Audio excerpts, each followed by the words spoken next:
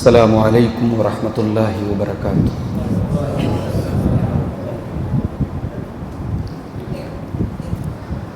الحمد للہ رب العالمین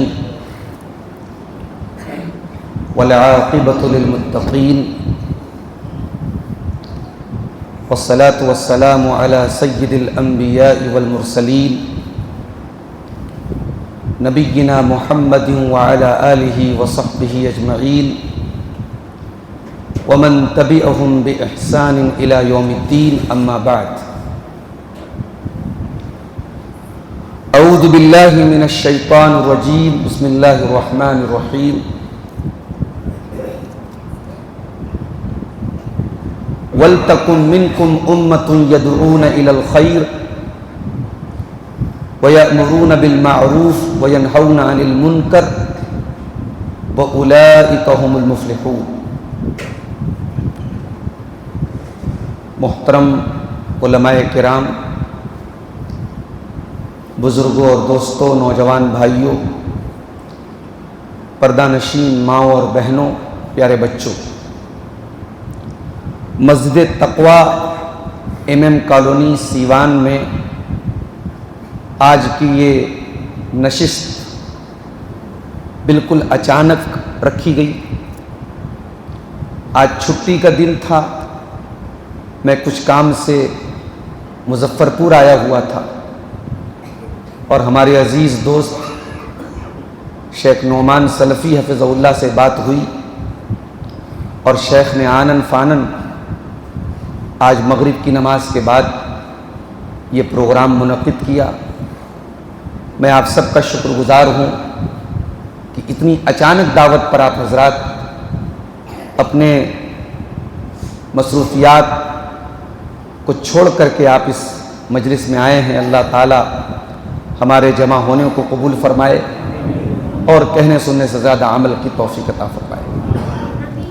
موضوع ہے اصلاح معاشرہ، معاشرے کو کیسے سدھارا جائے، معاشرے کی کیسے اصلاح کی جائے۔ ظاہر سی بات ہے کہ اصلاح اسی چیز کی جاتی ہے جس کے اندر فساد ہو۔ بھئی اگر موبائل بالکل صحیح ہے تو ہم اسے میکینک کے پاس لے کے نہیں جائیں، اس کی ریپیئرنگ کی ضرورت تبھی پڑے گی جب اس کے اندر کوئی خرابی آ جائے۔ جب ہم یہ ٹاپک لیتے ہیں کہ اصلاح معاشرہ، تو گویا کہ ہم یہ ایکسپٹ کرتے ہیں، یہ تسلیم کرتے ہیں، یہ مانتے ہیں کہ سماج میں بگاڑ ہے، سماج میں کچھ ایسے گڈھے ہیں جن کو بھرنے کی ضرورت ہے۔ اور اگر ایک دیندار ہونے کی حیثیت سے ہم سماج پہ نظر ڈالیں تو ہم یہ دیکھ رہے ہیں کہ دن بدن سماج میں برائیوں کا گراف بڑھ رہا ہے اور تقویٰ کا گراف، دین کا گراف اور نیکیوں کا گراف نیچے جا رہا ہے۔ ایسا کیوں ہو رہا ہے؟ بھئی اصلاح معاشرہ کیسے کی جائے، اس پر ہم بعد میں بات کریں گے۔ یہ سماج بگڑ کیوں رہا ہے، یہ سماج میں برائیاں کیوں پنپ رہی ہیں، کیوں دن بدن انسان اللہ سے دور ہو رہا ہے، دین سے دور ہو رہا ہے، قرآن و سنت سے دور ہو رہا ہے، کیوں ایسا ہو رہا ہے؟ قرآن کریم میں اللہ نے فرمایا سورہ روم کے اندر، ظہر الفساد فی البر والبحر بما کسبت ایدی الناس۔ دنیا میں جہاں پر بھی تم کو فساد نظر آ جائے، بگاڑ نظر آ جائے، تم یہ سمجھ جانا کہ وہ لوگوں کے کرتوتوں کا نتیجہ ہے، وہ لوگوں کے اعمال کا نتیجہ ہے۔ لِيُذِيقَهُمْ بَعْضَ الَّذِي عَمِلُوا لَعَلَّهُمْ يَرْجِعُونَ۔ اگر تم کو دنیا میں تباہی نظر آئے، فساد نظر آئے، مصیبتیں نظر آئیں، بیماریاں نظر آئیں، پریشانیاں نظر آئیں، اللہ تعالیٰ لوگوں کے اعمال کی سزا لعلہم یرجعون، تاکہ اللہ کے بندے اللہ کی طرف جائیں، رجوع کریں۔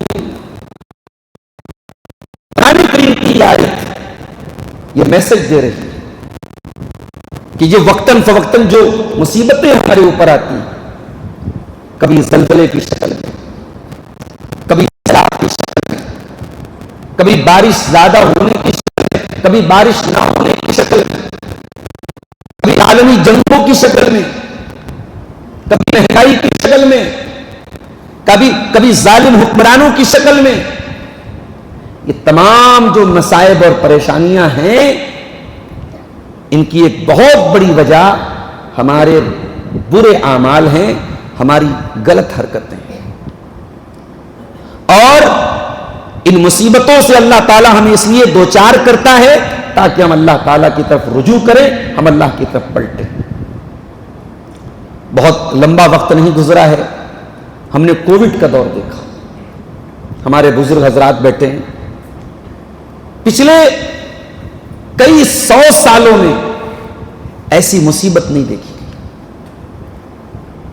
ایک انسان مر گیا ہے، اس کا بیٹا اس کی لاش کو ہاتھ لگانے کو تیار ہے، خانے کعبہ کا طواف رک گیا ہے، مسجدوں میں سوشل ڈسٹینس بنا کر کے سب بندی ہو رہی ہے، مسجدوں میں تالے لگ گئے ہیں، جمعہ کی نماز لوگ گھر میں پڑھ رہے ہیں، عیدین کی نماز گھر میں پڑھ رہے ہیں۔ یہ حالات انسانی تاریخ میں بہت ریئر، بہت شاذ و نادر کبھی ہوئی ہے میرے ساتھ۔ اس کووڈ کے دور میں بھی ہمیں ایک سبق دیا کہ ہم اللہ تعالیٰ کی طرف رجوع کریں، اتنی بڑی مصیبت آئی، ہم اللہ کی طرف پلٹیں۔ مگر معاف کیجیے، ہم نے اس نازک دور میں بھی ہم نے اللہ سے اپنا تعلق مضبوط نہیں کیا، ہم نے اللہ کی طرف رجوع نہیں کیا۔ اور ایسا کیوں ہوا؟ قرآن سے جواب لیجئے۔ قرآن کہتا ہے فَلَوْلَا إِذْ جَاءَهُمْ بَأْسُنَا تَضَرَّعُوا وَلَكِنْ قَسَتْ قُلُوبُهُمْ وَزَيَّنَ لَهُمُ الشَّيْطَانُ مَا كَانُوا يَعْمَلُونَ۔ ہونا تو یہ چاہیے تھا میرے بندو کہ جب یہ مصیبتیں آئیں تو تم تضرع کرتے، تم گڑ گڑاتے، تم اللہ کی طرف پلٹتے، تم رجوع کرتے، وَلَكِنْ قَسَتْ قُلُوبُهُمْ، لیکن تمہارے دل کٹھور ہو گئے، تمہارے دل سخت ہو گئے۔ وَزَيَّنَ لَهُمُ الشَّيْطَانُ مَا كَانُوا يَعْمَلُونَ، اور شیطان نے تمہارے اعمال کو مزین کر دیا ہے۔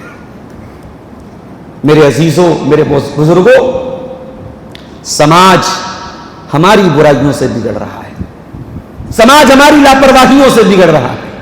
سماج نہیں بگڑا، ہم بگڑے ہیں۔ سماج ہم سے اور آپ سے بنتا ہے، یہ سماج ہم سے اور آپ سے بنتا ہے۔ اور اگر ہم یہ تسلیم کر رہے ہیں کہ سماج بگڑ رہا ہے تو گویا ہم یہ تسلیم کر رہے ہیں کہ ہم بگڑ رہے ہیں۔ تو سماج کو سدھارنا ہے تو سب سے پہلے ہمیں اپنے آپ کو سدھارنا پڑے گا۔ قرآن کریم میں اللہ تعالیٰ نے سورہ آل عمران کی آیت نمبر 110 میں ہم مسلمانوں کو ہماری رسپانسبلٹی اور ہماری ذمہ داری یاد دلاتے ہوئے فرمایا کنتم خیر امۃ اخرجت للناس تأمرون بالمعروف وتنہون عن المنکر وتؤمنون باللہ۔ اے مسلمانوں، تم دنیا کی سب سے بہترین امت، you are the best community of the world, تم دنیا کی سب سے بہترین امت ہو، قوم ہو۔ کیا کام ہے تمہارا؟ کیا صرف نماز پڑھنا تمہارا کام ہے؟ کیا صرف قرآن کی تلاوت کرنا تمہارا کام ہے؟ کیا صرف اللہ کی راہ میں صدقہ خیرات کرنا تمہارا کام ہے؟ کون سا ایسا کام ہے جس کو تمہیں سب سے زیادہ پرائیورٹی دینی چاہیے؟ کون سا ایسا کام ہے جو سب سے پہلے ہونا چاہیے؟ تأمرون بالمعروف، تم دنیا کو نیکی کا حکم دیتے ہو، دعوت کا کام یہ سب سے پہلی ترجیح ہونا چاہیے۔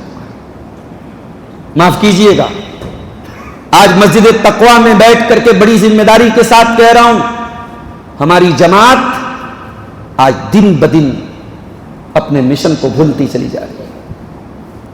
یہ اس امت کا بھی کام تھا، اور اس امت میں جس مسلک سے ہم جڑے ہیں، جس منہج سے ہم جڑے ہیں، یہ جو سلفی منہج ہے، یہ جو قرآن و حدیث کا مسلک ہے، یہ جو اہل حدیث کا مسلک ہے، اس مسلک کا بھی سب سے بنیادی کام یہ ہے کہ ہم دعوت کا کام کریں۔ ہمیں تو صاحب جلسوں سے الرجی ہو رہی ہے، علماء کے آنے سے ہمیں الرجی ہو رہی ہے، مسجدوں میں ہونے والے چھوٹے موٹے دروس سے بھی ہمیں پرابلم ہو رہی ہے. ہمیں یہ لگ رہا ہے کیا ضرورت ہے ان کی. یہ تمام جو دعوتی کام ہے، ایک بڑا طبقہ ایسا ہے جو کہتا ہے صاحب اس کی کیا ضرورت ہے، اسی کی تو ضرورت ہے. اتنی بار توحید کی دعوت دو کہ کبھی ایک بار تو پتھر کے اوپر، جب بار بار پتھر کے اوپر بھی پانی گرتا ہے تو پتھر میں سوراخ ہو جاتا ہے. یہ آپ کا کام ہے، دنیا مانے یا نہ مانے توحید کی دعوت دینا آپ کا کام ہے. دنیا دشمن ہو جائے آپ کی، کوئی ایک آدمی آپ کی بات نہ مانے، لیکن اگر آپ اس منہج کے ساتھ جڑے ہیں، اس مسلک کے ساتھ جڑے ہیں، اس دعوت کے ساتھ جڑے ہیں، تو مرتے دم تک آپ کی ذمہ داری ہے کہ آپ توحید و سنت کے پیغام کو دوسروں تک پہنچائیں. یہ شیخ نعمان سلفی کا کام نہیں ہے صرف، یہ عبد الغفار سلفی کا کام نہیں ہے صرف، یہ صرف علماء کا کام نہیں ہے، یہ صرف دعات کا کام نہیں، یہ پوری امت کی ذمہ داری ہے. اور خاص طور سے امت کے اس گروہ کی ذمہ داری ہے جو گروہ کتاب و سنت پر چلنے کا دعویٰ کرتا ہے، جو گروہ منہج سلف پہ چلنے کا دعویٰ کرتا ہے. بڑا عجیب مسئلہ ہے صاحب. بڑی آسانی سے لوگ کہہ دیتے ہیں کیا ضرورت ہے پروگراموں کی، کیا ضرورت ہے علماء کے دروس کی، کیا ضرورت ہے علماء کو بلانے کی، ہم نہیں جائیں گے پروگرام میں، ہم لائیو سن لیں گے.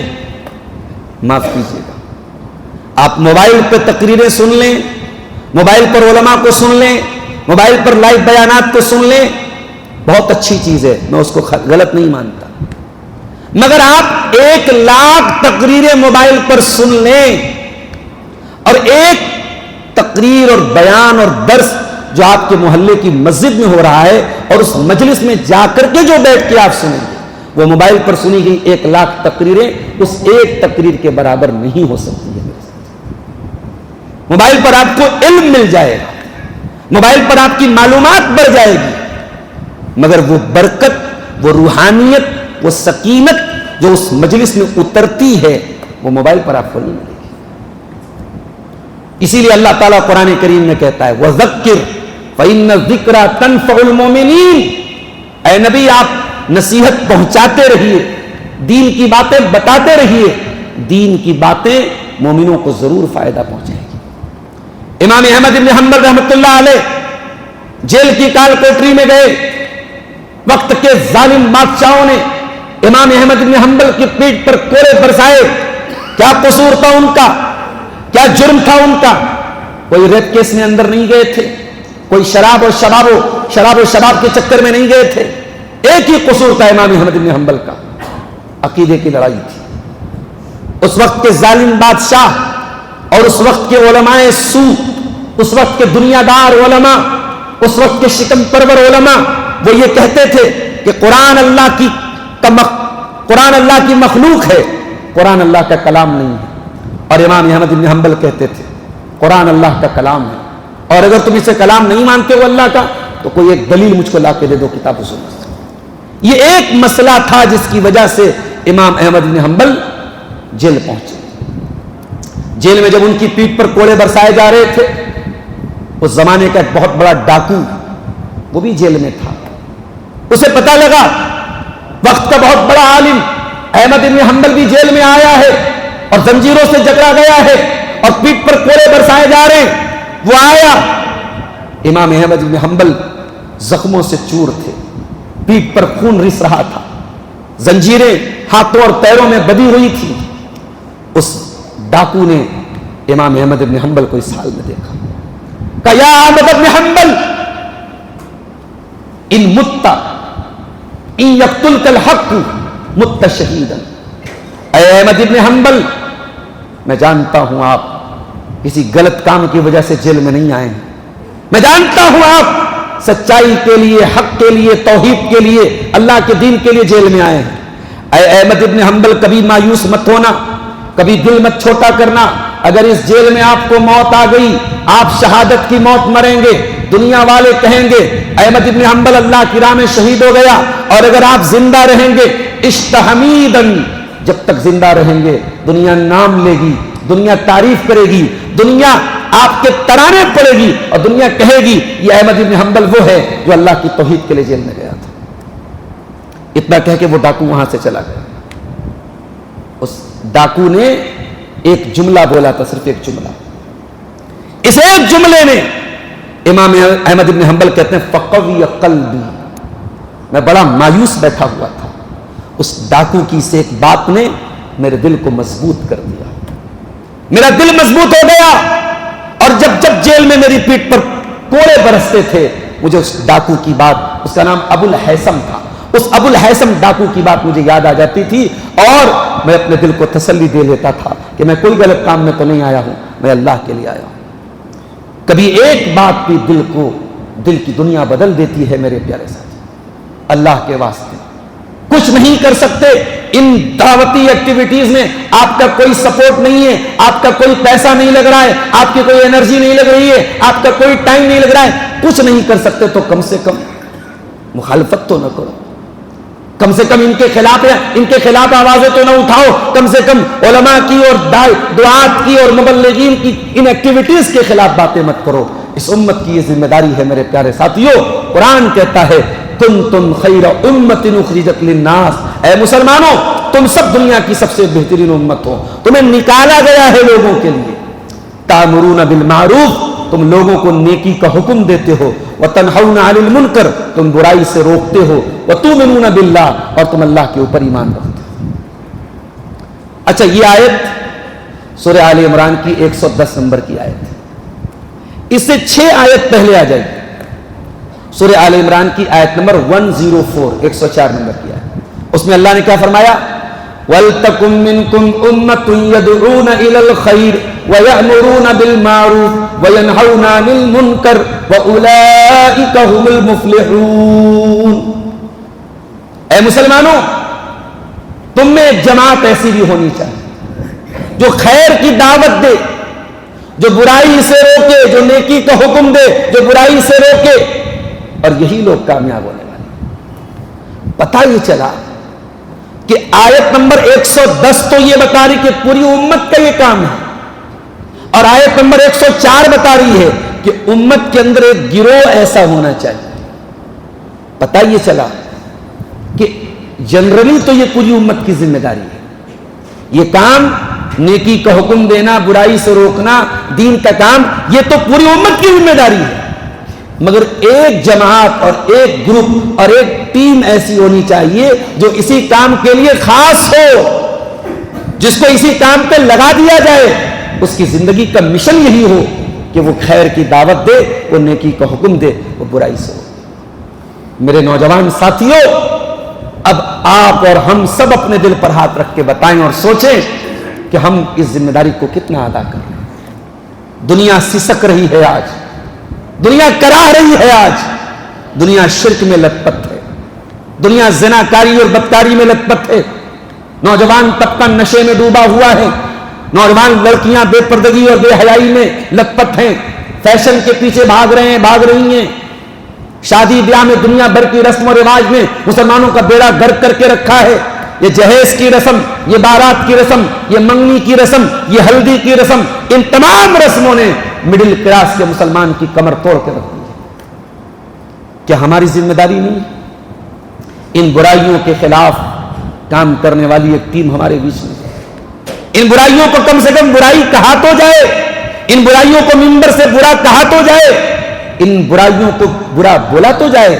یہ دعوت کا کام میرے پیارے ساتھیوں، اس امت کا، اس کام کو پرائیورٹی دینا ہے، اس کام کو ترجیح دینا ہے۔ اور یہ بھی یاد رکھیے، جب آپ دین کی دعوت کا کام کرنے کے لیے نکلیں گے، یہ کوئی پھولوں کی سیج نہیں ہے، یہ کانٹوں بھرا راستہ ہے، یہ کانٹوں کا راستہ ہے۔ اگر آپ دین کی دعوت کا کام کرنے نکلیں اور دنیا آپ کی تعریف کرے، دنیا آپ پر پھول برسائے، اس کا مطلب کہ آپ دین کی دعوت نہیں دے رہے۔ دین کی دعوت دیں گے تو تانے بھی ملیں گے، گالیاں بھی ملیں گی، مخالفت بھی ہوگی، یہ سب برداشت کرنے کے لیے تیار رہیے۔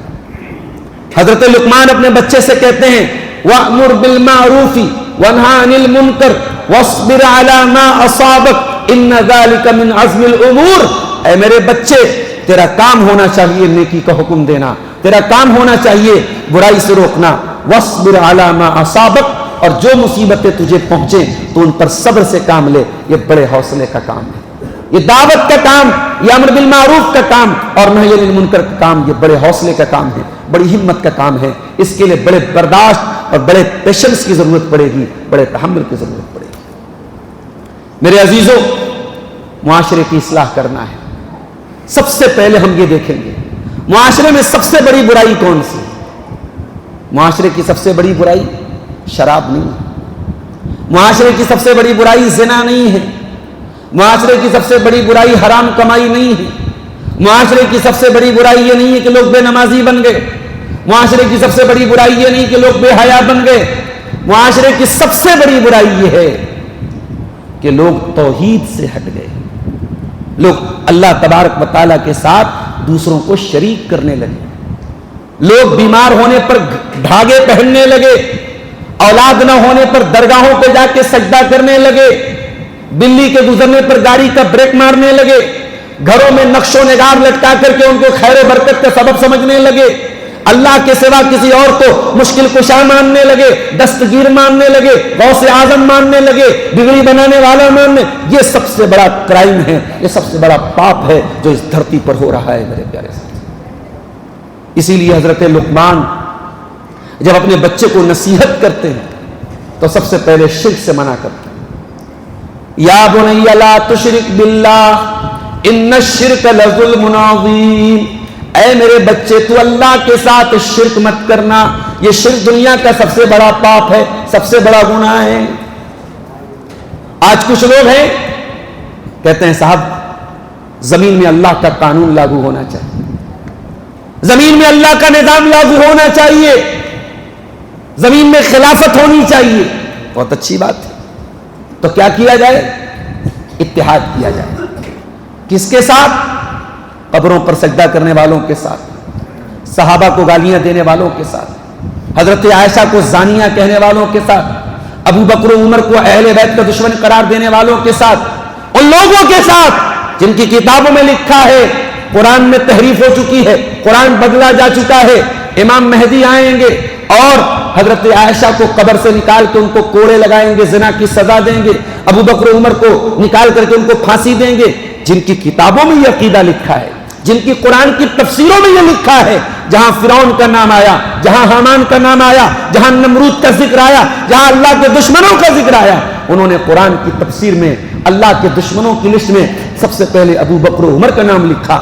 ان کے ساتھ بھائی چارہ, ان کے ساتھ اسٹیج شیئر کرنا, ان کے ساتھ کھڑے ہو کر کے ہم آہنگی اور ٹالرنس اور محبت اور ہارمنی کی باتیں کرنا, ان کے اسٹیجوں پر جا کر کے ان کے ساتھ اتحاد کی باتیں کرنا, ان کے ساتھ محبت کی باتیں کرنا, اور اس کو کہیں کہ آپ صاحب آپ دنیا میں خلافت قائم کرنا چاہ رہے ہیں, آپ سے بڑا جھوٹا اور آپ سے بڑا مکار کوئی نہیں ہو سکتا ہے. زمین میں ایسے خلافت قائم ہوگی؟ زمین میں خلافت اور زمین میں اللہ تعالیٰ کا قانون بغیر توحید کے کبھی لاگو نہیں ہوگا. توحید کی قیمت پر اور توحید سے سمجھوتا کر کے کبھی زمین میں خلافت قائم نہیں ہو سکتی. قرآن کریم اٹھائیے, سورہ نور کی آیت نمبر 55 میں اللہ تعالیٰ فرماتا ہے وعد اللہ الذین آمنوا منکم, اللہ تعالیٰ کا وعدہ ہے ایمان والوں سے, وعملوا الصالحات اور نیک عمل کرنے والوں سے, لَيَسْتَخْلِفَنَّهُمْ فِي الْأَرْضِ اللہ تعالیٰ زمین میں ان کو خلیفہ بنائے گا, كَمَا اسْتَخْلَفَ الَّذِينَ مِنْ قَبْلِهِمْ جیسے پہلے کے لوگوں کو خلیفہ بنایا. کیسے ہے وعد؟ وعد اللہ الذین آمنوا منکم وعملوا الصالحات لَيَسْتَخْلِفَنَّهُمْ فِي الْأَرْضِ كَمَا اسْتَخْلَفَ الَّذِينَ مِنْ قَبْلِهِمْ وَلَيُمَكِّنَنَّ لَهُمْ دِينَهُمُ الَّذِي ارْتَضَىٰ لَهُمْ اور اللہ تعالیٰ ان کے دین کو غالب کر دے گا. لَيُبَدِّلَنَّهُمْ مِنْ بَعْدِ خَوْفِهِمْ أَمْنًا اور اللہ تعالیٰ خوف کے بعد امن اور چین عطا فرمائے گا. شرط کیا ہے؟ لا یشرکون بی شیئا, وہ ایک اللہ کی عبادت کریں اور اللہ کی عبادت میں کسی کو شریک نہ کریں. کوئی کو خاک شفا کہے اور اس مٹی کے بارے میں کہ مٹی شفا دیتی ہے, توحید کہاں رہے گی میرے ساتھ؟ کوئی حضرت جو حضرت علی کے بیٹے عباس تھے, ان کی قبر پہ جا کر کے ان کو مصیبتوں کو دور کرنے والا مانے اور یہ عقیدہ رکھے کہ یہاں آنے سے مردے زندہ ہو جاتے ہیں, یہاں آنے سے بیمار شفا پا جاتے ہیں, اس والے کے لیے ہم یہ سمجھے کہ صاحب وہ موحد ہے، وہ توحید والا ہے اور وہ ہمارا مسلمان بھائی ہے، اور ہم اس کو اپنا بھائی تسلیم کرنے کے ساتھ ساتھ ہم اس کے عقیدے کو کمپرومائز کریں، اس کے عقیدے کو نظر انداز کریں اور کہیں صاحب ہم زمین میں خلافت قائم کرنا چاہتے ہیں۔ قرآن کہہ رہا ہے کہ زمین میں خلافت تبھی قائم ہوگی جب آپ اللہ تعالیٰ کی توحید پہ کام کریں۔ اور یہ بات یاد رکھیے، توحید کوئی نرم حلوہ نہیں ہے جس کو کوئی بھی کھا جائے۔ توحید تو بڑا کڑوا پیالہ ہے میرے ساتھ۔ یہ توحید قبول کرنے کے بعد صرف ایک اللہ کو اپنا معبود مان لینا یہ کافی نہیں ہے، تمام قسم کے طاغوت کا انکار کرنا بھی ضروری ہے۔ غیر اللہ کی عبادت کا انکار جب تک نہیں کریں گے آپ کی توحید مکمل ہو ہی نہیں سکتی۔ آیت الکرسی پڑھتے ہیں آپ، آیت الکرسی کے جسٹ اس کے بعد والی آیت کون سی ہے؟ وَمَن يَكْفُرْ بِالطَّاغُوتِ وَيُؤْمِن بِاللَّهِ فَقَدِ اسْتَمْسَكَ بِالْعُرْوَةِ الْوُثْقَىٰ لَا انفصام لَهَا وَاللَّهُ سَمِيعٌ عَلِيمٌ۔ جو طاغوت کا انکار کرے گا اور جو اللہ پر ایمان لائے گا اسی نے مضبوط کڑے کو پکڑا ہے، اور اللہ سب کچھ سننے والا جاننے والا ہے۔ تو طاغوت کا انکار کرنا بہت ضروری ہے میرے پیارے ساتھیوں۔ اس لیے شرک کی تمام شکلوں سے اپنے دامن کو بھی بچائیے اور اپنے بچوں کے بارے میں بھی چنتا کیجیے۔ آج آپ سیوان میں رہتے ہیں، آپ ماشاءاللہ مسجد تقویٰ کے بازو میں رہتے ہیں، آپ کے پاس علماء کی ٹیم ہے، آپ کے پاس دعات ہیں، آپ کے پاس جماعت کی مسجدیں ہیں۔ آپ کا بیٹا انجینئر بن گیا، ڈاکٹر بن گیا، اس کی پوسٹنگ کسی ایسی جگہ ہو گئی جہاں مسجد تقویٰ نہیں ہے، جہاں قرآن و سنت پر چلنے والے لوگ نہیں ہیں، جہاں دین کا ماحول نہیں ہے، جہاں توحید کا ماحول نہیں ہے۔ آپ اپنے بچے کی فاؤنڈیشن اتنی مضبوط کریں، اپنے بچے کی توحید کو اتنا مضبوط کریں کہ آپ کا بچہ دنیا کے کسی کونے میں جائے، ڈاکٹر بن کے جائے، انجینئر بن کے جائے، IAS آفیسر بن کے جائے، دنیا کے کسی بھی کونے میں جائے، آپ کا بچہ توحید پر قائم رہے۔ آپ کا بچہ جل جائے، مر جائے، کٹ جائے، توحید سے سمجھوتا نہ کرے۔ یہ تربیت بھی اپنے بچوں کی کرنا بہت ضروری ہے میرے پیارے ساتھی۔ حضرت ابراہیم علیہ السلام اللہ سے دعا کرتے اور کہتے ہیں وَجْنُبْنِي وَبَنِيَّ أَن نَّعْبُدَ الْأَصْنَامَ، اے اللہ مجھے اور میرے بچوں کو بت پرستی سے بچا، مجھے اور میرے بچوں کو شرک سے بچا۔ پتہ یہ چلا اگر ابراہیم کو اپنے بچوں کی چنتا ہے اور ابراہیم کو اپنی آنے والی نسلوں کی فکر ہے تو ہمیں اور آپ کو بھی اپنے آنے والی نسلوں کی توحید کی فکر ہونی چاہیے میرے پیارے ساتھی۔ تو پہلا کام ہمیں یہ کرنا ہے، توحید پہ کام کرنا ہے، توحید کی حفاظت کرنی ہے، توحید پہ دنیا میں جینا ہے اور توحید ہی پہ مرنا ہے۔ آگے بقرعید کا تہوار آ رہا ہے، ہم جانوروں کی گردن پہ جب چھری چلائیں گے ہم ایک دعا پڑھتے ہیں، پیارے نبی نے وہ دعا ہمیں سکھائی۔ اس دعا میں ہم ایک جملہ پڑھتے ہیں ان صلاتی ونسکی ومحیایا ومماتی للہ رب العالمین، میری نماز اللہ کے لیے، میری قربانی اللہ کے لیے، میرا جینا اللہ کے لیے، میرا مرنا اللہ کے لیے۔ یہ ہے توحید، یہ ہے توحید۔ میری زندگی کا مقصد تیرے دین کی سرفرازی، میں اسی لیے مسلمان، میں اسی لیے نمازی۔ تو سب سے پہلا کام کیا کرنا ہے؟ توحید کی حفاظت کرنا ہے۔ دوسرا کام معاشرے کی اصلاح کرنا ہے۔ دوسرا کام ہمیں کیا کرنا ہے؟ ہمارے نوجوانوں کو، اس امت کا سب سے اہم حصہ ہے، اس امت کا کیپٹل ہمارے نوجوان ہیں۔ ہمارے نوجوانوں کو اپنی اہمیت کو سمجھنا پڑے گا، اپنے آپ کو ان تمام چیزوں سے بچانا پڑے گا جو آپ کو قرآن و حدیث سے ڈسٹریکٹ کر رہی ہیں، دور کر رہی ہیں۔ آپ کو نشے سے دور ہونا پڑے گا، آپ کو عیاشی سے دور ہونا پڑے گا، آپ کو لڑکیوں کے چکر سے دور ہونا پڑے گا، آپ کو سوشل میڈیا کے ناجائز استعمال سے دور ہونا پڑے گا، آپ کو زناکاری اور بدکاری سے بچ کر کے رہنا پڑے گا۔ یہ بات یاد رکھیے میرے ساتھ، ہم اور آپ اسی دنیا میں رہیں گے اور اسی سماج میں رہ کر کے ہمیں دین پر چلنا ہے۔ اگر آپ کو سمندر کے اندر ڈال دیا جائے اور آپ سے یہ کہا جائے کہ آپ کے بدن کو بھیگنا نہیں ہے، بھگونا نہیں ہے، اور پانی کے اندر آپ کو ڈالا جا رہا ہے، تو دو ہی راستہ ہے، یا تو آپ سمندر میں نہ جائیں، اور جا رہے ہیں تو آپ اپنی باڈی کو اتنا کورڈ کر لیں کہ آپ پانی میں نہ بھیگنے پائیں۔ آپ ایسی ڈریس پہن لیں، ایسی چیز پہن لیں کہ پانی میں آپ ڈوبنے نہ پائیں۔ آپ کو آگ پہ چلنا ہے تو ایک ہی طریقہ ہے کہ آپ اپنے آپ کو فائر پروف بنا لیں، اپنے بدن کو آگ سے بچانے کا انتظام کر لیں۔ میرے پیارے ساتھیوں، اس دنیا میں میرے نوجوانوں آپ کو تقوی والی زندگی گزارنا ہے، کوئی اور دنیا نہیں ملے گی، یہی دنیا ہوگی۔ برائی کے تقاضے بھی ہوں گے، برائی کے جذبات بھی ہوں گے، برائی پر ابھارنے والی چیزیں بھی ہوں گی، یہ لڑکیوں کا چکر بھی ہوگا، یہ نشے کا معاملہ بھی ہوگا، یہ سوشل میڈیا بھی ہوگا، یہ موبائل بھی ہوگا۔ ان تمام چیزوں کے بیچ میں رہ کر کے آپ کو دین پر چلنا ہے اور اپنے دامن کو برائی سے بچانا ہے۔ وَمَن يَتَّقِ اللَّهَ يَجْعَل لَّهُ مَخْرَجًا، جو اللہ تعالیٰ سے ڈرے گا اللہ ضرور اس کے لیے کوئی نہ کوئی راستہ نکالے گا۔ وَيَرْزُقْهُ مِنْ حَيْثُ لَا يَحْتَسِبُ، اور اللہ وہاں سے روزی دے گا کہ انسان سوچ بھی نہیں سکتا۔ حضرت عمر فاروق نے پوچھا تھا ایک مرتبہ حضرت ابی بن کعب سے کہ تقویٰ کس کو کہتے ہیں؟ حضرت ابی بن کعب نے کہا اے امیر المومنین، کہ آپ کا گزر کبھی ایسے راستے سے ہوا ہے جہاں دونوں طرف کانٹے دار جھاڑیاں ہوں اور آپ کو ان کانٹے دار جھاڑیوں کے بیچ میں سے جانا پڑے؟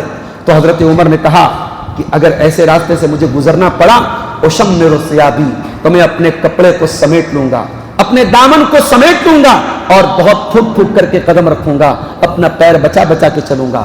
حضرت ابی بن کعب نے کہا یہی تقویٰ ہے، یہی تقویٰ ہے۔ اس دنیا میں شیطان کے بچھائے ہوئے کانٹے چاروں طرف ہیں، اور میرے نوجوانوں آپ کو خاص طور سے ٹارگٹ بنایا جا رہا ہے۔ یہ سوشل میڈیا پر پھیلائی جانے والی ولگیرٹی، یہ ننگا پن، یہ زنا کا کلچر، یہ گرل فرینڈ بوائے فرینڈ کا کلچر، یہ ناجائز ریلیشن شپ کا کلچر، یہ لڑکیوں کو بے پردہ بنانے کا کلچر، یہ لڑکیوں کو آزاد ہو کر کے جاب کرنے کا کلچر، یہ گھر کے اندر سے لڑکی کے بے پردہ نکلنے کا کلچر، یہ جیجا سالی کے بیچ میں بے حیائی کا کلچر، یہ دیور اور بھابھی کے بیچ میں پردے کا نہ ہونے، یہ تمام چیزیں میرے نوجوانوں آپ کو ٹارگٹ کرنے کے لیے ہیں۔ آپ کو، ایک نوجوان لڑکے کو، ایک نوجوان لڑکی کو دین سے دور کرنے کے لیے ہے۔ ایسے دور میں میں اپنے نوجوانوں سے کہنا چاہوں گا، کبھی موقع ملے اصحاب کہف کا واقعہ پڑھ لینا، کبھی موقع ملے ابراہیم علیہ السلام کا واقعہ پڑھ لینا، کبھی موقع ملے یوسف علیہ السلام کے حالات پڑھ لینا۔ یہ وہ ہستیاں ہیں، یہ وہ لوگ ہیں جنہوں نے انہی برائیوں کے کانٹوں کے بیچ میں رہ کے اپنے دامن کو برائی سے بچایا تھا۔ وہ اصحاب کہف تھے، ظالم بادشاہ تھا اور شرک کرنے والی قوم تھی، اور اپنی قوم کے بیچ میں کھڑے ہو کر کے وہ اصحاب کہف توحید کی دعوت دیتے ہیں اور کہتے ربنا رب السماوات والارض لن ندعو من دونہ الہا، ہمارا پروردگار تو اللہ ہے جو آسمانوں اور زمین کا رب ہے، اور اس اللہ کے سوا ہم کسی اور کی عبادت نہیں کر سکتے۔ یہ کوئی غریب گھر کے بچے نہیں تھے، کروڑ پتی گھر کے بچے تھے، حویلیوں میں رہتے تھے، محلوں میں رہتے تھے، اللہ کی توحید کے لیے باپ کا گھر چھوڑ دیا، ماں کی حویلی چھوڑ دی، سب چھوڑ کر کے کہاں چلے گئے؟ اذ اوى الفتية الى الكهف، ایک پہاڑ کے غار میں، ایک پہاڑ کی گفا میں چلے گئے اور وہاں جا کے دعا کرتے ہیں ربنا آتنا من لدنک رحمہ وہیئ لنا من امرنا رشدا، اے پروردگار تیری توحید کے لیے باپ کا گھر چھوڑ دیا، تیری توحید کے لیے عیش و آرام چھوڑ دیا، پروردگار تیرے دین کے لیے بال بچوں کو چھوڑ دیا، اے اللہ اس پہاڑ کی گفا میں تیرے دین کو بچانے کے لیے آئے ہیں، اے اللہ تو ہمیں رحمت عطا فرما اور ہمیں ہمت دے، ہمیں حوصلہ دے۔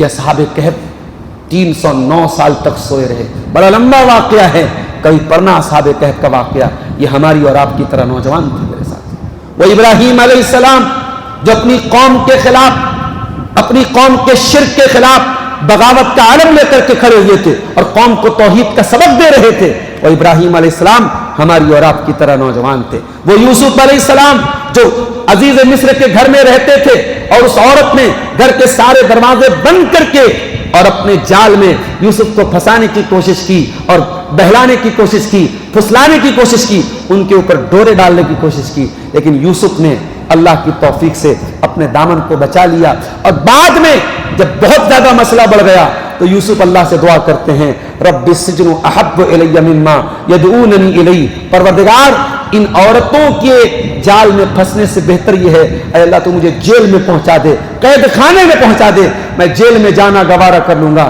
اس عورت کے فتنے کے چکر میں پڑنا گوارا نہیں کروں گا۔ یہ سوچ ہمارے نوجوانوں آپ کی بھی ہونی چاہیے، یہ مینٹلٹی آپ کی بھی ہونی چاہیے۔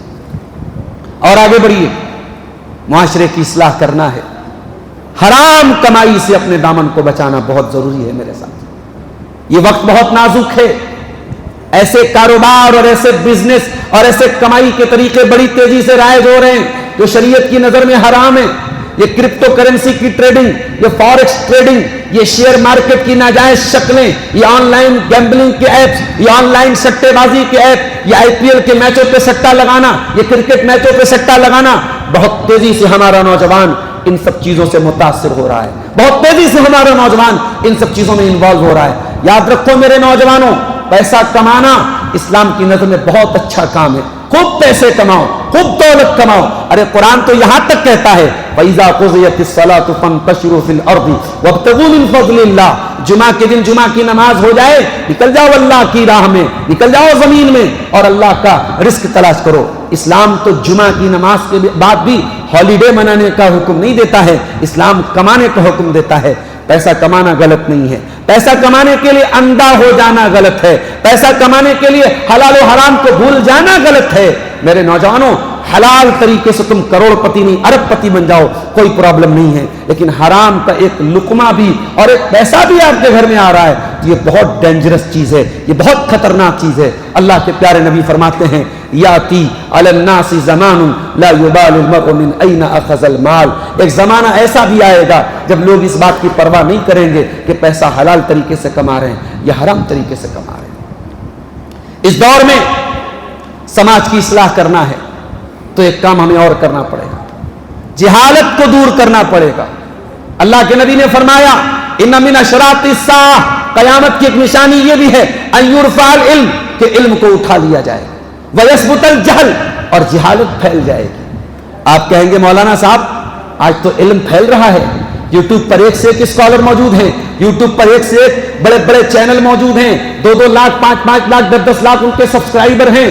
اگر وہ غلط ہوتے تو اتنے سبسکرائبر نہ ہوتے، لہذا ہم اس کی بات مانیں گے جس کے 10 لاکھ سبسکرائبر۔ ہمارے کتنے نوجوان ہیں جو علی مرزا کو سنتے ہیں اور وہ یہ کہتے ہیں کہ علی مرزا وہ باتیں بتا رہا ہے جو ہمارے علماء چھپا رہے تھے۔ اللہ اکبر! اگر علی مرزا واقعی میں وہ باتیں آپ کو بتا رہا ہے جو علماء چھپا رہے تھے تو مجھے ایک بات کہنے کی اجازت دیجیے۔ نبی نے فرمایا میری امت میں ایک گروہ ہمیشہ ایسا رہے گا جو حق پر رہے گا، قیامت تک وہ گروہ قائم رہے گا۔ مجھے بتائیے علی مرزا جس مسلک کی دعوت دے رہا ہے، بھئی علی مرزا کی دعوت کیا ہے؟ چوچو کا مربع ہے۔ کچھ معاملے میں اہل حدیث کا بھی سپورٹ کرتا ہے، کچھ معاملے میں صحابہ کے دشمنوں کا سپورٹ کرتا ہے، کبھی رفع الیدین کر کے بھی نماز پڑھتا ہے، کبھی سینے پر ہاتھ بھی باندھتا ہے، کبھی ہاتھ چھوڑ کے نماز پڑھ اور کہتا ہے سب صحیح ہے، سب طریقہ ثابت ہے۔ یہ جو نیا فرقہ پیدا ہوا ہے اور ایک نئی مینٹیلٹی پیدا ہوئی ہے، میں پوچھنا چاہتا ہوں، نبی نے تو فرمایا کہ ہر دور میں وہ گروہ رہے گا جو حق پر قائم رہے گا۔ یہ علی مرزا کے پہلے وہ گروہ کہاں تھا؟ علی مرزا کے پہلے وہ جماعت کہاں تھی؟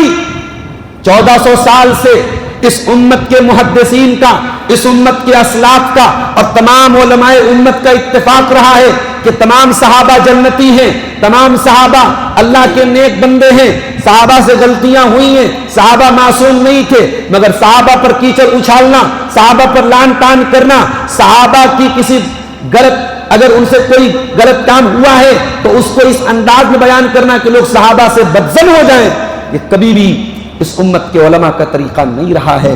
اور جو صحابہ کے بیچ میں آپس میں جنگیں ہوئیں، جو لڑائیاں ہوئیں، امت کا ہمیشہ یہ عقیدہ رہا کہ یہ لڑائیاں امت کے لیے فتنہ تھیں، ان لڑائیوں کو بیان نہ کیا جائے، ان لڑائیوں کے چکر میں نہ پڑا جائے، ان کو کوریدا نہ جائے، اس کو جتنا کورے دیں گے اتنی گندگی بڑھے گی۔ اور علی مرزا نے کیا کیا؟ اس نے نوجوانوں کو یہ سوچ دے دی کہ نہیں صاحب حضرت علی حق پر تھے، اور جواب میں حضرت معاویہ باغی تھے اور نعوذ باللہ جہنم کی طرف بلا رہے تھے۔ بخاری کی 2812 نمبر کی حدیث بعض نوجوانوں نے اپنی بائک پر لکھوا لی۔ 2812 نمبر کی حدیث کیا بتا رہی ہے؟ عمار کو باغی جماعت قتل کرے گی۔ ایک حدیث کی بنیاد پر حضرت معاویہ کو باغی اور جہنم کی طرف بلانے والا قرار دے دیا گیا۔ یہ علی مرزا کی دعوت کا اور اس کی سوچ کا یہ ریزلٹ ہے۔ ہم کیا کہتے ہیں؟ ہم یہ کہتے ہیں اگر بخاری کی 2812 نمبر کی حدیث آپ کو یاد ہے تو بخاری کی 2704 نمبر کی حدیث بھی آپ کو یاد ہونی چاہیے۔ 2704 نمبر کی حدیث جس میں اللہ کے نبی نے حضرت حسن کے بارے میں کہا تھا میرا یہ بچہ سردار ہوگا اور میرے اس بچے کے ذریعے اللہ تعالیٰ مسلمانوں کی دو جماعتوں کے درمیان صلح کرائے گا۔ کون سی دو جماعت تھی؟ ایک طرف حضرت علی کی جماعت تھی، ایک طرف حضرت معاویہ کی جماعت تھی۔ نبی نے صلح کی تعریف کی ہے، تم کہتے ہو حضرت معاویہ باغی تھے، حضرت معاویہ جہنم کی طرف بلا رہے تھے. ارے جو باغی ہوتا ہے، باغی سے صلح نہیں کی جاتی، باغی سے جنگ کی جاتی ہے. اور جنگ جب باغی سے ہوتی ہے تو جنگ کرنے والا قابل تعریف ہوتا ہے. نبی کی نظر میں جنگ کرنے والا قابل تعریف نہیں ہے، نبی کی نظر میں صلح کرنے والا قابل تعریف ہے. لہذا ایک حدیث کی بنیاد پر ڈیسیزن لینا، اور اس حدیث کا کیا مطلب علماء نے لیا اور 1400 سال سے امت نے لیا، اس کو نظر انداز کر کے ایک علی مرزا کی بات کو لے کے اڑے رہنا، یہ علم نہیں ہے میرے بھائیوں، یہ جہالت ہے. اور یہ بات یاد رکھو، اگر سوشل میڈیا پر فالوور کے زیادہ ہونے سے کسی انسان کے حق ہونے کی دلیل ہے تو بڑے بڑے سنگرز اور بالی ووڈ کے بڑے بڑے سیلیبریٹیز اور بڑے بڑے فٹ بال اور کرکٹ کے پلیئرز، ان کے انسٹاگرام پر ملینز فالوور ہیں. کسی کے 10 لاکھ، کسی کے 20 لاکھ، کسی کے 50 لاکھ فالوور ہیں. فالوورز کی تعداد کا زیادہ ہونا یہ حق ہونے کی دلیل نہیں ہے. قیامت کے پہلے دجال بھی آئے گا، دجال کے بھی بڑے فالوورز ہوں گے، تو کیا دجال صحیح ہو جائے گا؟ یہ علم نہیں ہے، یہ جہالت ہے میرے پیارے ساتھی. یہ بات یاد رکھو. علم آپ کو کہاں ملے گا؟ علم آپ کو آنکھ موند کر کے یوٹیوب پر نہیں ملے گا. میں یہ نہیں کہتا یوٹیوب غلط ہے، یوٹیوب سے آپ استفادہ مت کیجیے. آنکھ موند کر کے اور کسی بھی ایکس وائی زیڈ کو آپ عالم کا درجہ دے دیں اور اس سے علم حاصل کریں، اگر یہ کام آپ کریں گے تو یہ علم نہیں، یہ فتنہ ہو جائے گا. اللہ کے نبی فرماتے ہیں قیامت کے پہلے اللہ تعالیٰ دنیا سے علم کو اٹھا لے گا. کیسے اٹھا لے گا؟ بقبض العلماء، علماء کو اٹھا لے گا. یہاں تک کہ جب علماء دنیا سے چلے جائیں گے، لوگ جاہلوں کو اپنا سردار بنا لیں گے. آج علی مرزا جیسے لوگ لوگوں کے امام ہیں، لوگ اس کو اپنا پیشوا مانتے ہیں اور بڑے بڑے علماء کو گالیاں دیتے ہیں اور لعنت ملامت کرتے ہیں اور کہتے ہیں صاحب اصل عالم تو علی مرزا ہے، اصل اسکالر تو علی مرزا ہے. میرے پیارے ساتھیوں، صحابہ کرام کے بارے میں غلط زبان استعمال کرے اور جس کی وجہ سے ایک بڑا طبقہ صحابہ کرام کے بارے میں بدگمان ہو جائے، دنیا کی نظر میں وہ اسکالر ہو تو ہو، ہماری نظر میں وہ ہمارے جوتے کی نوک پر اس انسان کو رکھتے ہیں تو صحابہ کرام کے بارے میں جس کا عقیدہ گڑبڑ ہو، یہ ہمارے بنیادی عقیدوں میں شامل ہے. یہ بات ہمارے عقیدوں میں شامل ہے میرے ساتھی. لہذا علماء کے ساتھ جڑیے، اور علماء کے ساتھ جب جڑنا ہے تو میں ایک بات اور کہنا چاہوں گا، خاص طور سے سیوان کے ماحول کو اور سیوان کے آس پاس کے ماحول کو سامنے رکھ کر کے ایک بات کہنا چاہوں گا. ہمارے یہاں علماء کی بھی کیٹیگری بانٹ دی گئی. عبد الغفار صاحب آئے، فلاں نے بلایا، فلاں کی دعوت پہ آئے. نہیں صاحب، یہ تو اخوانی ہو گئے، یہ سلفی نہیں ہیں، یہ تو اخوانی لوگ ہیں. اگر مان لو 2 منٹ کے لیے کہ سیوان کا کوئی نوجوان ہے جس کے فکر میں اور جس کی سوچ میں کچھ کمیاں ہیں، جس کے عمل میں کچھ کوتاہیاں ہیں، تو کیا اس کی بنیاد پر اس انسان کے ریلیشن اور اس کی دعوت اور اس کے تعلقات کی بنیاد پر اگر کوئی سلفی عالم آتا ہے، کوئی قرآن و سنت بیان کرنے والا عالم آتا ہے، تو آپ اس عالم کی تقریروں کا بائیکاٹ کرو گے؟ یہ کون سی سوچ ہے جس نے آج ہمیں دعوت کے میدان میں اتنا پیچھے کر دیا ہے کہ آج سیوان جیسا علاقہ جہاں الحمدللہ مسلمانوں کی اتنی بڑی آبادی ہے، کیوں نہیں یہاں توحید کا کام جتنا ہونا چاہیے ہو پا رہا ہے؟ کیوں نہیں یہاں توحید اور سنت کا کام جتنا ہونا چاہیے ہو رہا ہے؟ یہ ہمارے آپس کے اختلافات اور یہ چھوٹی چھوٹی باتوں کو دل کا تاڑ بنا دینے کی جو سوچ ہے، اس سوچ نے آج سیوان اور اس کے آس پاس کی دعوتی ایکٹیویٹیز کو ٹھپ کر کے رکھ دیا ہے. میرے نوجوانوں، اللہ کے واسطے چھوٹی چھوٹی باتوں کو نظر انداز کرنا سیکھو. ہر جگہ اتنے سخت نہ بنو، عقیدے کے معاملے میں سخت بنو. میں وہاں نرمی کی بات نہیں کرتا ہوں، لیکن ذاتی اختلافات کی بنیاد پر دعوت کے کام میں رکاوٹ کبھی نہیں پڑنی چاہیے. میرے پیارے ساتھیوں، اپنے اخلاق کو اتنا بہتر بناؤ کہ دنیا کہے عقیدہ ان سے سخت کسی کا نہیں اور اخلاق ان سے اچھا کسی کا نہیں. اگر آپ کا اخلاق صحیح نہیں ہے، آپ کا بیہیویئر صحیح نہیں ہے اور بات بات پہ آپ بائیکاٹ کر رہے ہیں، تو معاف کیجیے، یہ سلفی دعوت نہیں ہے، یہ قرآن و سنت کی دعوت نہیں. ارے موسیٰ علیہ السلام اور ہارون علیہ السلام کس کو دعوت دینے جا رہے تھے؟ فرعون کو دعوت دینے. فرعون کون تھا؟ بہت اچھا آدمی تھا. فرعون اپنے آپ کو رب کہتا تھا، اپنے آگے سجدہ کرواتا تھا. فرعون کے سامنے دعوت دینے جا رہے تھے. اللہ نے فرمایا فَقُولَا لَهُ قَوْلًا لَيِّنًا فَقُولَا لَهُ قَوْلًا لَيِّنًا لَعَلَّهُ يَتَذَكَّرُ أَوْ يَخْشَىٰ. اے موسیٰ، اے ہارون، جاؤ فرعون کو دعوت دو، لیکن یہ خیال رہے فرعون کو جب دعوت دینا تو نرمی سے بات کرنا، محبت سے بات کرنا، پیار سے بات کرنا. شاید فرعون کا دل پسیج جائے، شاید فرعون حق پر آ جائے, شاید فرعون اللہ سے ڈرنے والا ہو جائے. اگر فرعون جیسے ظالم کو پیار سے اور حکمت سے دعوت دینے کی بات کہی گئی ہے, میرے اہل حدیث بھائیوں, میرے نوجوانوں, تم کیوں سوشل میڈیا پر ایک دوسرے کے خلاف لابنگ کر رہے ہو اور کیمپین چلا رہے ہو اور ایک دوسرے کے خلاف؟ ارے ٹھیک ہے, اگر کوئی مسئلہ ہے, آپ کے علماء ابھی زندہ ہیں, آپ کے ذمہ دار ابھی زندہ ہیں, بیٹھ کر کے آپس میں میٹنگ کر لو, لیکن سوشل میڈیا پر چھیچی لیدر نہ کرو, سوشل میڈیا پر ایک دوسرے کے خلاف لابنگ نہ کرو, ایک دوسرے کے خلاف کیمپین نہ چلاؤ. یہ اختلاف ہماری جڑوں کو کھوکھلا کر رہا ہے, یہ ہماری بد اخلاقی ہماری دعوت توحید کی راہ میں رکاوٹ بن رہی ہے میرے پیارے ساتھی. اب ایک آخری بات, چونکہ وقت ہمارے پاس کم ہے, نکلنا بھی ہے, ایک آخری بات اصلاح معاشرہ کے سلسلے میں کہہ کر کے اپنی بات ختم کروں گا. میری مائیں بہنیں بھی آئی ہوئی ہیں, وہ بھی باتیں سن رہی ہیں. اپنی ماں بہنوں سے ایک بات کہنا چاہوں گا, یہ دور جتنا نازک ہے آپ کی ذمہ داری اتنی زیادہ بڑھ گئی ہے. میری ماں اور بہنوں, آپ اس امت کی بہت بڑی امید ہیں.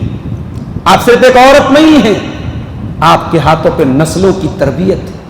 اب آپ اگر ایک ماں ہیں تو آپ کے ہونے والے بچے کی تربیت یہ طے کرے گی کہ اس امت کا مستقبل کیسا ہو.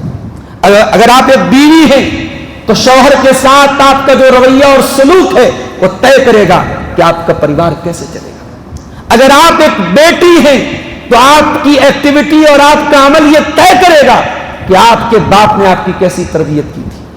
میری ماں اور بہنوں, چاہے آپ ایک بیٹی ہوں, چاہے آپ ایک بیوی ہوں, چاہے آپ ایک ماں ہوں, ہر سچویشن میں آپ کو دین پر چلنا ہے. آپ کو ان عورتوں کا کردار اپنانا ہے جن عورتوں نے امت کی تاریخ کو بدل ڈالا تھا. میں 2 مثالیں دے کر کے اپنی بات ختم کر رہا ہوں. حضرت اسماعیل علیہ السلام کن کے بیٹے ہیں؟ ابراہیم علیہ السلام کے بیٹے. ماں کون ہے؟ ہاجرہ. ابراہیم اپنے دودھ پیتے بچے کو مکہ چھوڑ کے چلے گئے. یہ بچہ اسماعیل ہاجرہ کی گود میں پلا ہے, ہاجرہ نے پالا ہے, باپ کے بغیر پلا ہے یہ بچہ جوان ہو جاتا ہے. اور جب یہ بچہ جوان ہو جاتا ہے, قرآن کہتا ہے ابراہیم اپنے بیٹے کے پاس آتے ہیں اور کیا کہتے ہیں؟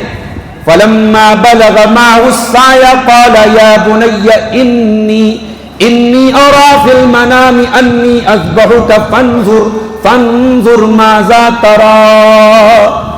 جب یہ بیٹا اپنے باپ کے ساتھ دوڑنے کے قابل ہو گیا تو باپ نے بیٹے سے کہا, اے میرے بچے, میں نے خواب میں دیکھا ہے میں تجھے ذبح کر رہا ہوں, تو بتا تیری کیا رائے ہے؟ قال یا ابت افعل ما تؤمر ستجدنی ان شاء اللہ من الصابرین.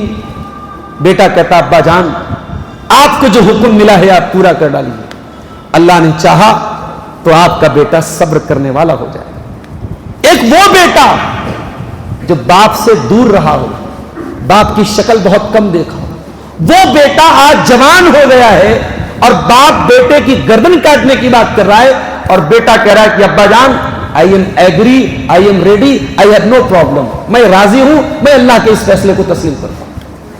علامہ اقبال کہتے ہیں یہ فیضان نظر تھا, یہ فیضان نظر تھا یا کہ مکتب کی کرامت تھی, سکھائے کس نے اسماعیل کو آداب فرزندی. او میری پیاری ماں بہنوں, یہ ہاجرہ کی گود کا کمال تھا, یہ ہاجرہ کی تربیت کا کمال تھا. یہ اسکول کی تعلیم نہیں تھی, یہ ٹیوشن کی تعلیم نہیں تھی, یہ کوچنگ کی تعلیم نہیں تھی, یہ کسی مکتب کی تعلیم نہیں تھی, یہ ہاجرہ کی تعلیم تھی جس نے اسماعیل کو ایسا بنایا تھا. اسماعیل اپنے باپ کا بھی فرما بردار اور اللہ کا بھی فرما بردار. یہ کام ایک عورت کر سکتی ہے میری ماں اور بہن, یہ کام آپ کو کرنا ہے. آنے والی نسلوں کی صحیح تربیت آپ کو کرنا ہے. آپ کے بچے 2 روٹی کم کھا لیں, کمزور مکان میں رہ لیں, کمزور کپڑے پہن لیں, مگر آپ کا بچہ اور بچی دیندار بنے, توحید والا بنے, قرآن و سنت کا عالم بنے, قرآن و سنت پر چلنے والا بنے, قرآن و سنت کی غیرت آپ کے بچے اور بچی کے اندر ہو. یہ میری ماں اور بہنوں آپ کا کام ہونا چاہیے. اور دوسرا واقعہ جو سنا کے بعد ختم کر رہا ہوں, ایک آدمی تھا جس کا نام فروخ تھا. فروخ یہ تابعین کے دور کی بات میں بتا رہا ہوں. اللہ کے نبی کے انتقال کے 70-80 سال کے بعد کی بات بتا رہا ہوں۔ فروخ یہ دور بنی امیہ میں جہاد کے میدان میں جا رہے تھے، خراسان کی جنگ پہ جا رہے تھے، اور جانے کے پہلے انہوں نے اپنی بیوی کو 30,000 دینار دیے۔ بیوی پریگننٹ تھی، حاملہ تھی، بچہ ہونے والا تھا۔ بیوی سے کہا یہ 30,000 دینار میں دے کے جا رہا ہوں، اس کو سنبھال کر کے رکھنا، اگر زندہ آیا واپس تو حساب لوں گا، اگر مر گیا شہید ہو گیا تو تم اس رقم کو جیسے چاہے خرچ کر لے۔ فروخ چلے گئے اللہ کی راہ میں جہاد کرنے کے لیے۔ فروخ لاپتہ ہو گئے، 27 سال کا ٹائم گزر گیا۔ 27 سال کے بعد فروخ اپنی جان بچا کر کے دشمن کے کیمپ سے باہر نکلے اور گھوڑے پر سوار ہو کر کے اپنے گھر آئے۔ ہاتھ میں نیزہ ہے، فوجی کا ڈریس ہے، گھوڑے سے اترے ہیں، اپنے گھر کا دروازہ کھٹکھٹایا، اندر سے 27 سال کا ایک نوجوان نکلتا ہے۔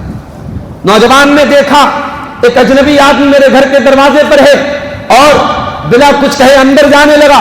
نوجوان نے روکا، کہاں جا رہے ہو؟ یا عدو اللہ، اے اللہ کا دشمن کہاں جا رہا ہے؟ میرے گھر میں میری اجازت کے بغیر تو کیوں جا رہا ہے؟ فروخ نے کہا ارے یہ میرا گھر ہے اور تو میری اجازت کے بغیر تو اس گھر میں کیا کر رہا ہے؟ اور میری بیوی اس گھر میں رہتی ہے، تو یہاں کیا کر رہا ہے؟ دونوں بحث کرنے لگے، بات زیادہ بڑھنے لگی، آواز اونچی ہو گئی۔ اتنے میں اندر سے فروخ کی بیوی آئی، بوڑھی ہو چکی تھی، اپنے شوہر کو دیکھا، آنکھوں میں آنسو آ گئے، کہا اے بیٹے ربیہ، یہ بوڑھا انسان تیرا باپ ہے، 27 سال کے بعد تیرا باپ گھر میں واپس آیا ہے۔ کیا جذبات رہے ہوں گے باپ بیٹے کے، کتنا روئے ہوں گے دونوں باپ بیٹے ایک دوسرے سے گلے مل کے، اسے لفظوں میں بیان نہیں کیا جا سکتا۔ دونوں باپ بیٹے ایک دوسرے سے ملے، گلے شکوے دور ہوئے۔ صبح ہوئی، فجر کی نماز کا ٹائم ہوا۔ فروخ نے اپنی بیوی سے کہا اے میری بیوی، یہ بتاؤ وہ 30,000 دینار میں نے تم کو دیے تھے، اس کا تم نے کیا کیا؟ اس کو کہیں خرچ کر دیا یا سنبھال کر کے رکھا ہے؟ کہا کہ آپ چنتا نہ کریں، بہت اچھی جگہ اس کو سنبھال کر کے رکھا ہے۔ فروخ مسجد میں آئے، فجر کی نماز کا ٹائم تھا، فجر کی نماز پڑھی۔ نماز کے بعد دیکھا دور کے بڑے بڑے علماء اور ائمہ بیٹھے ہوئے، امام مالک بیٹھے ہوئے، امام زید بن حسن بیٹھے ہوئے، اس دور کے بڑے بڑے علماء بیٹھے ہیں اور انتظار کر رہے ہیں کہ ان کے استاذ آئیں اور ان کو حدیث پڑھائیں۔ فروخ بیٹھ گئے یہ دیکھنے کے لیے، دیکھیں اتنی بڑی بڑی ہستیوں کو پڑھانے والا اور ان کا استاذ کون ہے، ان کے شیخ کون ہے۔ تھوڑی دیر کے بعد حضرت ربیہ بن فروخ وہ آئے اور اس مسند پر بیٹھے جو حدیث پڑھانے کی مسند تھی، اور بیٹھ کر کے وقت کے بڑے بڑے علماء کو حدیث پڑھانے لگے۔ حضرت فروخ کی آنکھوں میں آنسو آ گئے، گھر آئے اور بیوی سے کہنے لگے اے میری بیوی، رفع اللہ ابنی، اللہ تعالیٰ نے میرے بیٹے کو بہت اونچا مقام دے دیا، میرا بیٹا آج علم حدیث کا امام بن گیا، محدث بن گیا، بڑے بڑے لوگوں کو حدیث پڑھا رہا ہے۔ حضرت ربیہ کی ماں نے کہا، فروخ کی بیوی نے کہا کہ اے میرے سرتاج، وہ صبح آپ حساب لے رہے تھے 30,000 دینار کا، وہ 30,000 دینار آپ کے اسی بیٹے کی تعلیم پر خرچ کیا ہے، میں نے اسی بیٹے کی تربیت پر خرچ کیا ہے، اور آج آپ کا بیٹا اس مقام پر پہنچا ہے۔ حضرت ربیہ کے والد فروخ نے کہا کہ واللہ ما ضیعت شیئا، اللہ کی قسم تو نے وہ پیسہ بالکل صحیح جگہ استعمال کیا ہے، تو نے ایک پیسہ بھی ضائع نہیں کیا ہے، ایک پیسہ بھی تو نے برباد نہیں کیا ہے۔ میری پیاری ماں اور بہنوں، بچوں کی تربیت پر آپ کا بہت بڑا دھیان ہونا چاہیے، آپ کی نگرانی بہت سخت ہونی چاہیے۔ یہ دور اور حالات بہت نازک ہیں، اپنے بچوں کو موبائل کے سہارے اور یوٹیوب کے سہارے اور سوشل میڈیا کے سہارے ان کی پرورش مت کیجیے، ان کے بارے میں آنکھ موند کر کے مت چلیے۔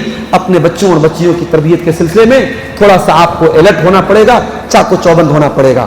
اصلاح معاشرہ کے تعلق سے یہ چند باتیں میں نے آپ کے سامنے رکھی ہیں۔